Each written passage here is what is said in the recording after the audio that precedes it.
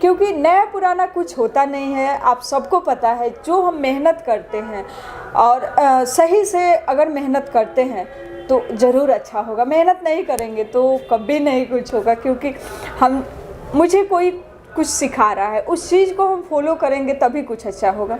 और जिस दिन मुझे लगने लगेगा नहीं मुझे आता है, तो फिर कभी आपका भला नहीं हो सकता है।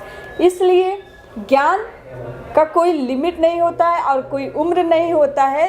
जिस भी उम्र में रहे कभी ना कभी कुछ ना कुछ सीखते रहना चाहिए इंसान को। इससे नॉलेज बढ़ता है, नॉलेज के साथ साथ ज्ञान भी होता है। आधा अधूरा ज्ञान जो होता है बहुत गलत होता है। तो इसलिए आप लोग सहारा म्यूजिक कंपनी से जुड़िए, रियाज करा के हारमोनियम पे अच्छे से प्रैक्टिस करा के आपके सॉन्ग की रिकॉर्डिंग होगी। आपके आवाज़ में डबिंग हम लोग लेते हैं, उसी हिसाब से म्यूजिक बनता है जो आपका स्किल होता है। ऐसा नहीं है म्यूजिक पड़ा हुआ है या इधर उधर से काट के, नहीं।